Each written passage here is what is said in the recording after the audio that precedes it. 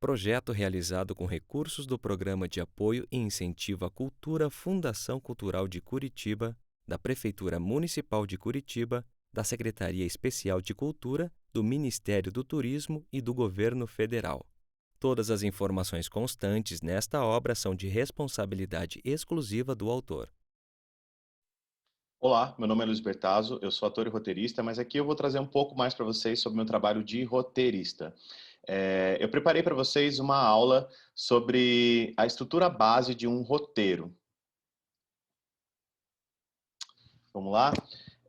Eu sou roteirista, para quem não me conhece, do filme Alice Júnior, que está disponível na Netflix. Então, se vocês quiserem dar uma olhada no filme, está lá. E eu vou usar um pouco esse filme para contar um pouco da história do filme, de como que eu estruturei esse filme para chegar nesse roteiro final que foi gravado com direção do Gil Baroni e roteiro meu e do Adriel Nízia. A estrutura base de um roteiro. Eu começo, na verdade, falando sobre alguns livros de referência, que são livros que eu acho que são muito importantes de se ter em casa e que são os livros que nortearam todo o meu trabalho de estudo de roteiro, no começo, pelo menos, e que eu acho que é importante ter. Um deles é o Story, do Robert McKee. Esse livro, na verdade, é uma bíblia dos roteiristas, porque ali ele explica passo a passo, composição de cena, o que você precisa ter sobre valores positivos e negativos de uma cena, que geralmente as cenas elas precisam começar positivo e terminar negativo, ou terminar negativo e começar positivo, para que essa cena tenha algum tipo de acontecimento, né, para que ela gere uma comoção no espectador. Então, nesse filme-livro, na verdade, nesse livro, o Story do McKee, você encontra todos os elementos base para a escrita de um roteiro. Ele é muito importante. Outro livro que eu gosto muito é um livro brasileiro que chama Manual de Roteiro.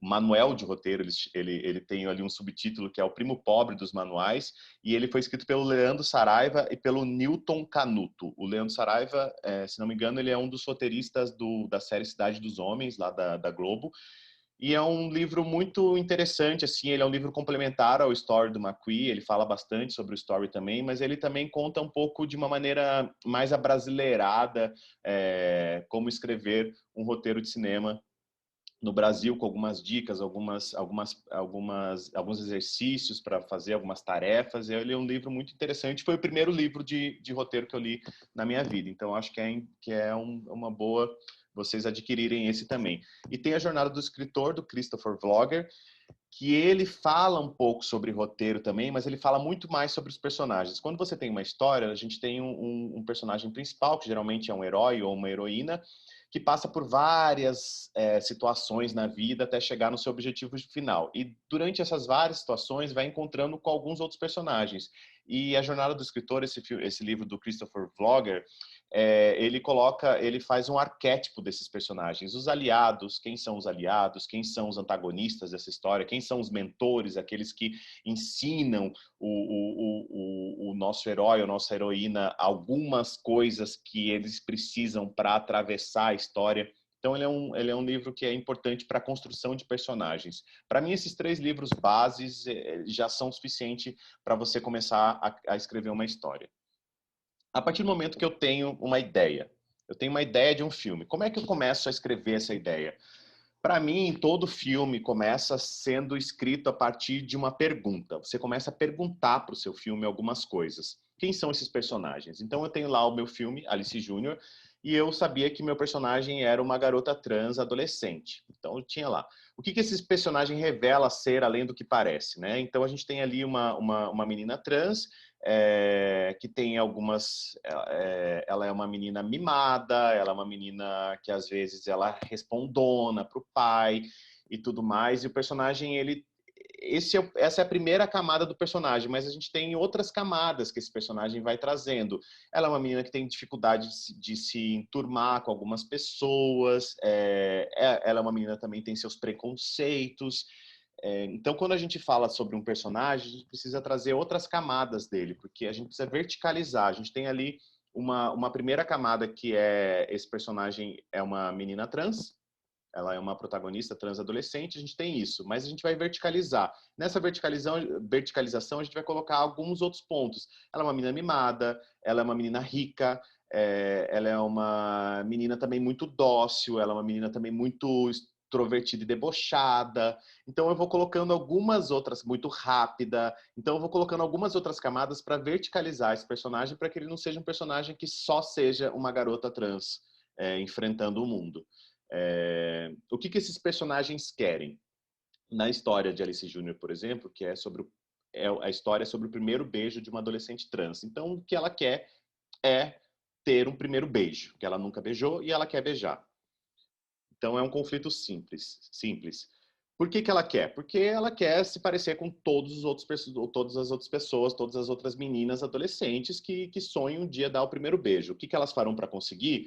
Daí tem toda a história do filme, ela vai conhecer um crushzinho, só que esse crush tem uma namorada, e daí para conseguir isso, então ela vai ter que passar por cima da amiga dela, que é a namorada do crush, ela decide não fazer isso, então vai ter, porque ela, além de tudo, ela também tem uma questão ética, então daí você vai colocando algumas outras camadas do que é preciso para que esse personagem consiga seu objetivo. Eu estou dando a história do Alice Júnior aqui, que é mais fácil tem pouco tempo aqui para essa aula, é mais fácil eu ir falando sobre algo que eu tenho enraizado em mim, mas pegue essas questões e coloque na tua história, tá bom? O que impede? Quais são as forças antagonistas que estão agindo contra esse protagonista, contra esse seu herói ou essa sua heroína?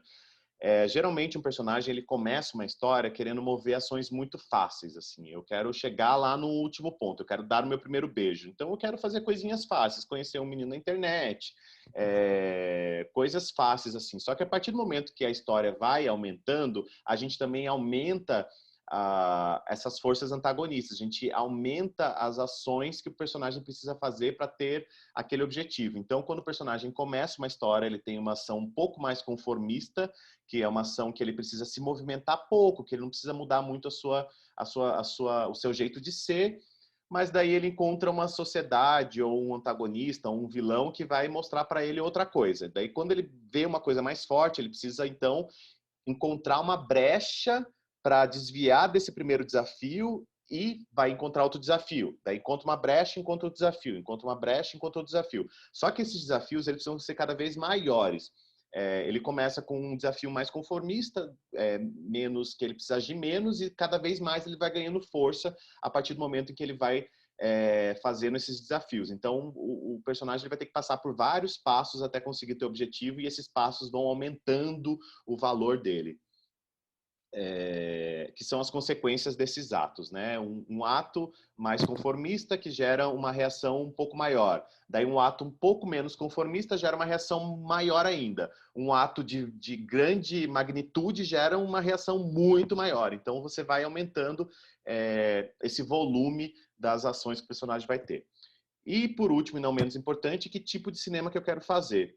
Esse é importante porque, assim, a gente vive no Brasil e, às vezes, quando você começa a escrever um filme, você quer escrever um filme sobre dragões, sobre grandes lutas, sobre grandes bombas, grandes coisas estourando e tudo mais. E no Brasil é um pouco difícil você começar dessa forma. Então, quando eu pergunto que tipo de cinema que eu quero fazer, estou começando a escrever um filme. Escreva um filme simples, um filme de baixo orçamento, um filme que vai ser realizado, um filme que pode ser realizado. Um filme de dragões, sendo que você não tem nenhuma experiência no audiovisual, dificilmente você vai conseguir realizar ele, dificilmente você vai conseguir uma produtora que invista em você em primeiro para fazer um filme de dragões. Então, entenda qual é a tua relação com o cinema brasileiro, que a gente tem aqui a Ancine, nós temos alguns editais de baixo orçamento, e entenda onde você faz parte, onde é que você está, no começo da tua jornada também como roteirista, e para onde você quer chegar um dia fazer um filme de dragões. Então comece com um filme de cães, de um filme de gatos, para um dia você chegar nesse outro ponto.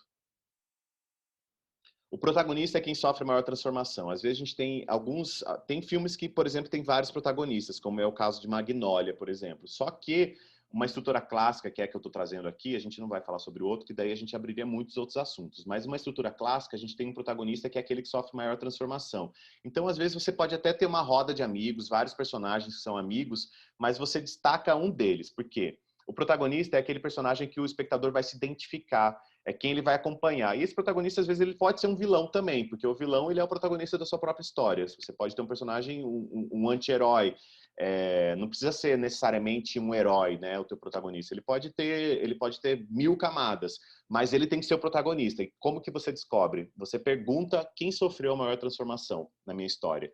Quem sofreu a maior transformação é o meu protagonista. Aquele que começou a história de um jeito e terminou de um outro jeito completamente diferente é o protagonista da minha história. Então, quando você estiver escrevendo, e às vezes você tem muitos personagens que você gostaria de falar sobre muitos deles, personagens coadjuvantes, escolha um, veja qual é o que tem a maior transformação, escolha esse e faça dele o protagonista da sua história, que vai ser muito mais fácil de você não se perder na sua história. E para não se perder na tua história, você tem que ter uma ideia governante. O que é uma ideia governante? Às vezes você começa a escrever e você ainda não sabe qual é o tema do seu filme. Mas daí quando você chega no momento que você tem um bloqueio, você não consegue mais passar para frente, você olha para aquilo que você já escreveu e pergunta, qual que é o tema do meu filme? Por exemplo, em Alice Júnior, o tema corpos, corpos que resistem a uma sociedade que quer padronizar, né? A gente tem uma adolescente trans que resiste a uma sociedade que quer colocá-la numa caixinha, que quer padronizá-la. Então eu tenho essa ideia governante do meu filme. Por mais que seja a história do primeiro beijo de uma garota trans, tem esse cunho político, de corpos que resistem. Então essa é a ideia governante do meu filme. Então todas as cenas que eu faço de Alice Júnior tem que transbordar essa ideia governante de resistência. Então eu fico todo momento, mesmo que ela vá dar o primeiro beijo, seja a cena do beijo, essa ideia tem que ser de uma resistência. Tem que mostrar que a gente está aqui para quebrar tabus, por exemplo. Então, essa é a ideia governante. Então, você, quando estiver escrevendo, você vai tentando buscar durante o momento da escrita. Não precisa ter primeiro a ideia governante para depois escrever. Vai tentando buscar durante a tua escrita sobre o que está falando. E nisso você vai tirando algumas cenas que não falam sobre essa ideia governante e deixa só aquela cena que fala sobre esse tema principal, sobre essa ideia governante do teu filme. Quando a gente começa um filme, a gente tem, de uma estrutura clássica, a gente tem 3 atos para desenvolver. O ato 1 é aquele que a gente tem a rotina do personagem.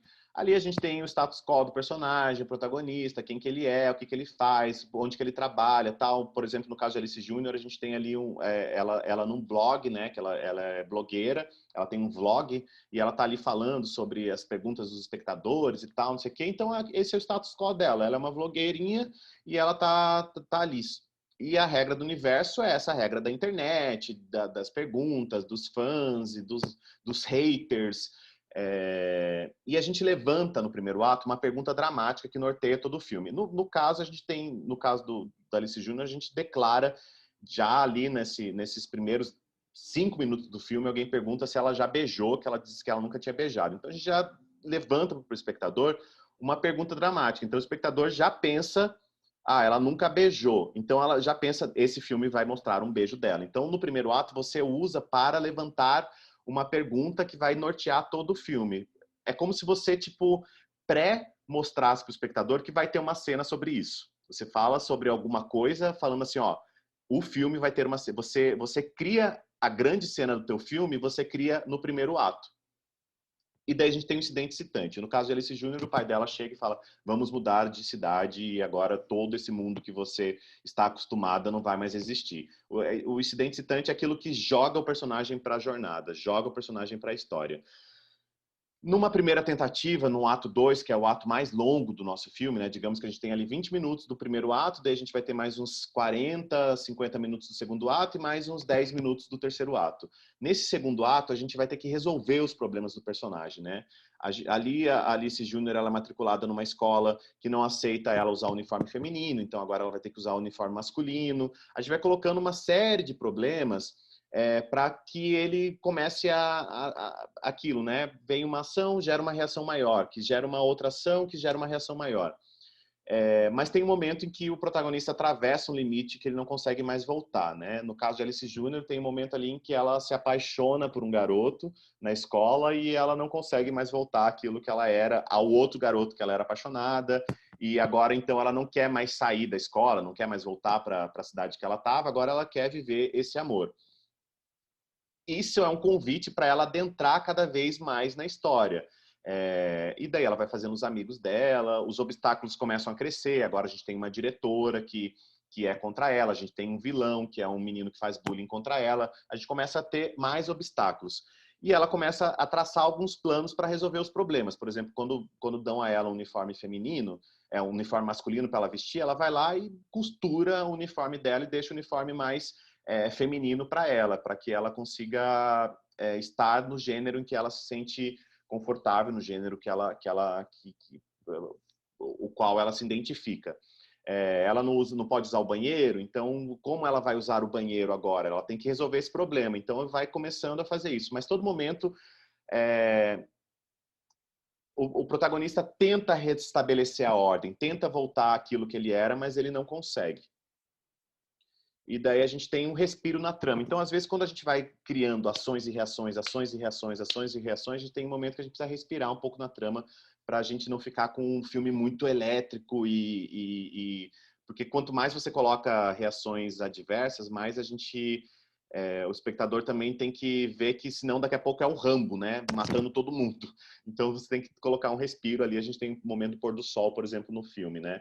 O midpoint é o filme que é a história que você a grande cena do teu filme, né? Que a gente teria, por exemplo, ali uma grande cena do beijo. A gente levanta a pergunta dramática no primeiro ato e a gente tem uma grande cena para a gente resolver. Tem as forças antagonistas agindo. Às vezes parece que tudo está perdido. Por exemplo, a gente tem um momento da cena da piscina na Alice Júnior que quando ela acha que ela já conquistou um pouco a classe, a sala de aula, que ela já se tornou uma menina pop nessa nova cidade, ela leva um empurrão na piscina. Enfim, acontece lá um momento que eu não quero dar muito spoiler, mas tem uma situação com os seios dela que ficam expostos e ela se sente muito envergonhada, então ela vai para um fundo do poço e a gente quebra para o terceiro ato. No caso de Alice Júnior, a gente tem a grande cena no nosso terceiro ato, que é a festa. A gente tem uma falsa resolução do problema. Ela, por exemplo, com essa jogada dela na piscina em que ela se expõe, ela consegue mobilizar as meninas e as meninas todas fazem uma grande campanha para ela poder usar o banheiro feminino, para que todas as mulheres, sendo elas cis ou trans, possam usar o banheiro feminino. Então a gente tem ali como se essa fosse a resolução do problema dela, né? Porque ela teve um problema de não conseguir usar o banheiro feminino. Mas é a falsa resolução, porque a resolução do problema dela é o primeiro beijo que ela quer dar. Então, no final do terceiro ato, ela dá esse grande beijo. Bom, gente, eu tive que correr um pouco aqui para a gente chegar nos 20 minutos, mas eu espero que vocês tenham gostado e qualquer coisa me sigam nas redes, @Luiz Bertazzo, e eu posso responder todas as perguntas que vocês tiverem e vai ser um prazer poder falar um pouco mais de roteiro com vocês, tá bom? Um beijo e tchau, até a próxima.